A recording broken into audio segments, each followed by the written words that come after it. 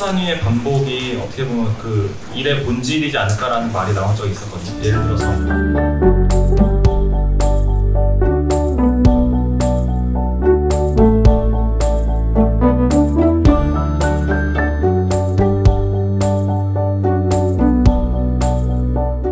단위의 반복이 어떻게 보면 그 일의 본질이지 않을까라는 말이 나온 적이 있었거든요. 예를 들어서 셰프는 매일 뭐 장을 보거나 이런 것들이 자신이 하는 일상의 최소 단위의 반복이 될 수 있다. 그 일을 만약에 즐긴다면 그 셰프로서 자신이 맞는 직업을 찾는 거 아니겠냐 이런 말이 있었어요. 그리고 예를 들어서 운동선수라면 당연히 훈련하고 연습하는 게 최소 단위의 반복이 될 수 있겠죠. 저는 이 최소 단위의 반복이 저한테는 어떤 게 될지를 한번 고민을 했었는데 최근에는 어느 정도 답을 좀 찾은 것 같아요. 그래서 제가 지금 설명드릴 것들은 이제 세 가지 일단 질문 흐름으로 다시 설명을 드릴 건데요. 당시 이제 내부 보고 자료를 만든 게 있어요. 그걸 토대로 다시 한번 흐름을 설명드리면 좀 도움이 될 것 같습니다. 기존 과오로드를 계속 보면서 이제 어떤 것들이 다시 좀 우리한테 도움이 될까를 보니까 초기에 10번째 이슈로 저희가 펭귄을 다룬 적이 있어요. 그때 이제 조수용 발행인이 앞으로 비즈니스는 어떤 철학을 가진 이들이 제작하고 유통하는가가 더 중요해질 거다라고 말을 한 적이 있었거든요. 그러니까 저희 내부적으로도 무엇을 만들까도 중요하지만 우리가 그럼 이걸 왜 만들어야 하는지 그리고 어떤 철학을 담아야 할지를 먼저 좀 간단하게 다질 필요가 있었던 거죠.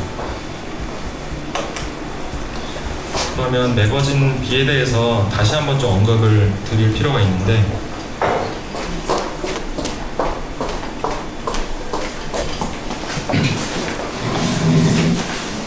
혹시 매거진 B 한 번도 못 보신 분 계신가요?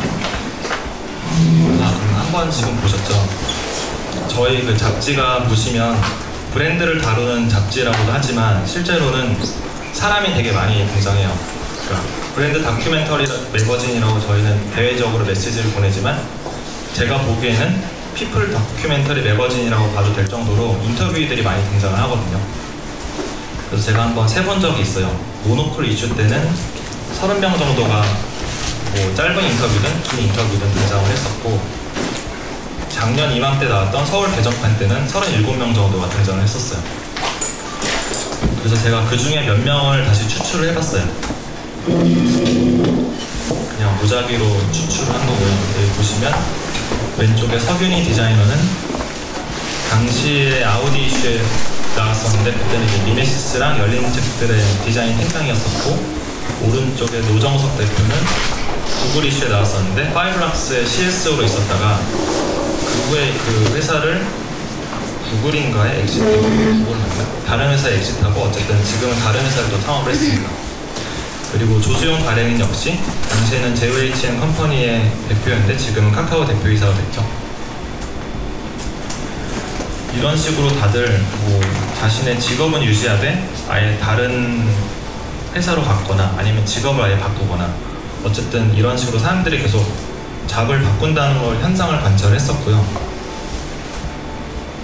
그러면 왜 그러니까 왜 직업 아니면 직장이 바뀔까를 고민을 해보니까 당시에 이제 세계 경제 포럼에서 나온 일의 미래라는 일자리의 미래라는 보고서가 있는데 크게 두 가지 요인을 뽑은 게 있어요. 첫 번째는 지금까지 우리가 인지하고 있는 일의 성격 자체가 근본적으로 바뀌고 있다. 그걸 다시 좀 거시적으로 나누면 크게 뭐 두 가지 변화 요인이 있는 거죠. 하나는 사회 경제적 관점에서는 업무 자체의 성격이 변하고 있고 유연한 근무가 가능해지고 있고 지금 자율 출근제를 도입하는 회사도 많잖아요.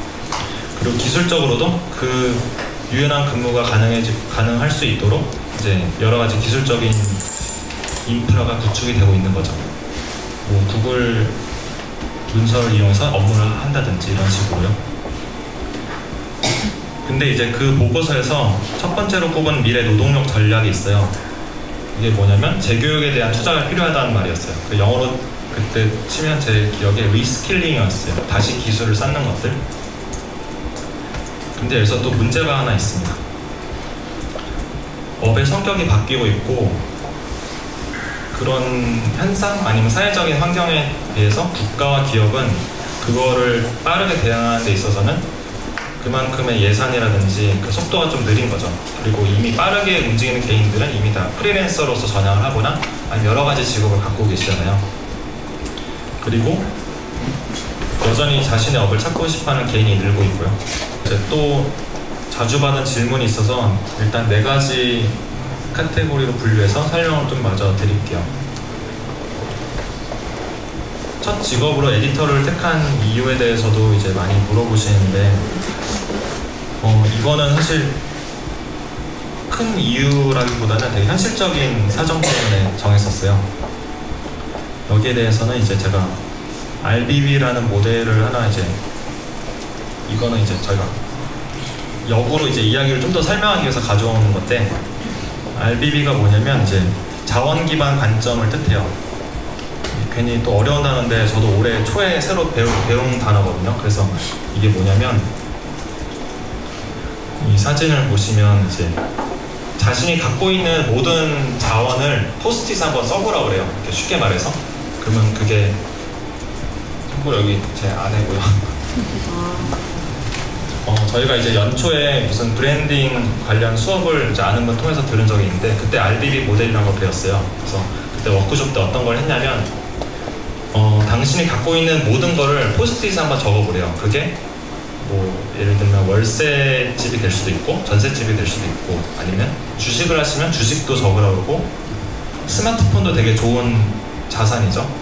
그 다음에 자신의 이름, 뭐 별명, 뭐 인스타그램을 하면 인스타그램 계정, 그 다음 뭐 자동차, 뭐 모든 걸 일단 다 적어버려요. 내가 당연하게 갖고 있다고 생각하는 것까지 다 쫙 적어보라고 하고, 그걸 다시 그룹핑을 하는 거예요. 그럼 내가 이걸 토대로 무엇을 할 수 있는지를 볼 수 있는 거죠.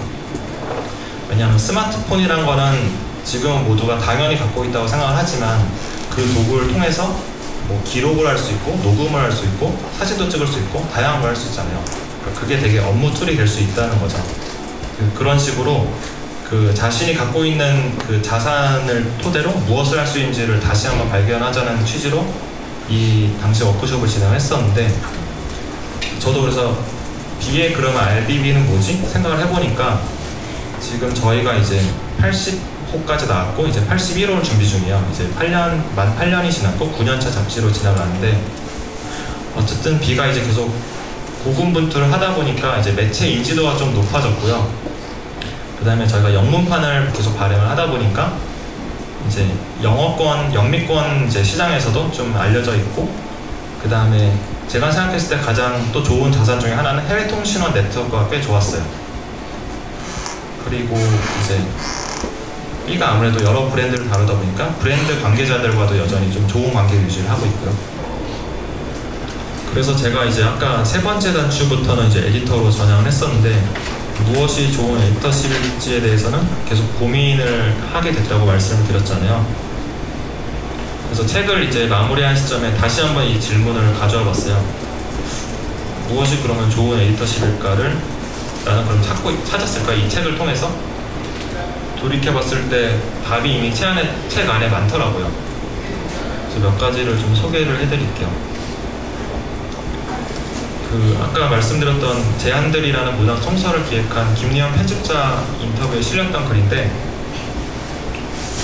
저 역시도 이 잡스 시리즈를 처음 펴낼 때 부담이 되게 컸었어요. 왜냐면 아까 말씀드린 것처럼 제목을 정하는 것도 되게 좀 조심스럽고, 제목을 한번 포맷을 잘못 정하면 왠지 이 다음 시리즈부터 바꾸기 어려울 것 같고, 그 다음에 소소하게 여러 가지 편집 기준들이 있어요. 예를 들면 뭐 괄호를 뭘 쓸 건지 그 모양서부터, 그 다음에 이런 식으로 말줄임표를 3개를 쓸지 6개를 쓸지 이런 것도 다 정해야 되거든요. 그리고 뭐 숫자 표기 규칙도 있고 여러 가지 되게 사소한 것부터 큰 여러 가지가 있는데, 김리현 편집자가 저보다 먼저 앞서 이 모든 걸 겪었잖아요. 근데 이분이 하시는 말씀이, 자기도 이제 처음에는 그 원칙에 너무 갇혀서 좀 고민을 했었는데 나중에는 이거를 계속 이제 개선한다는 식으로 바꾼다고 하더라고요. 그래서 본인 역시 이제 계속 바꾼다 이렇게 말씀을 하셨었고, 그 다음에 이제 에디터의 기본적인 여러 가지 소양에 대해서는 저보다 이미 20년 넘게 이제 에디터로서 일을 하신 홍선우 작가께서 에세이에서 언급을 하신 게 있어요. 뭐 글 쓰는 기술, 그 분야의 전문가를 찾아내고 원하는 바를 명확하게 커뮤니케이션하는 기. 그래서 이제 글쓰기가 저한테는 예상 밖의 성취라고 생각을 했었고, 이런 식으로 좀 분석하게 된 또 다른 이제 유명한 구절이 하나 있는데, 미국의 유명한 경영학자인 피터 드루커가 자신의 책에서 이렇게 또 쓴 적이 있어요. 대부분의 사람들은 자신이 뭘 못했고 문제에만 신경을 쓴 나머지 자신이 잘할 수 있는 성공의 증거를 무시한다고 표현을 했었는데, 그거를 좀 알려면 실패 이력서를 한번 쓰면서 자신이 어디서 예상 밖의 성취를 했는지를 한번 살펴보자는 거죠. 그게 저한테는 이제 글쓰기였었던 거고, 그래서 제가 이거를 보면서 아, 그럼 나는 에디터의 길을 가는 게 맞겠다라고 스스로 좀 확신을 가질 수 있었어요. 오른쪽을 보시면 오른쪽 위의 이미지가 제가 당시 만들었던 이제 포트폴리오 형식의 매거진이었었고, 이거는 그냥 제가 셀프로 만든 거라서 50부 정도만 찍었었고요.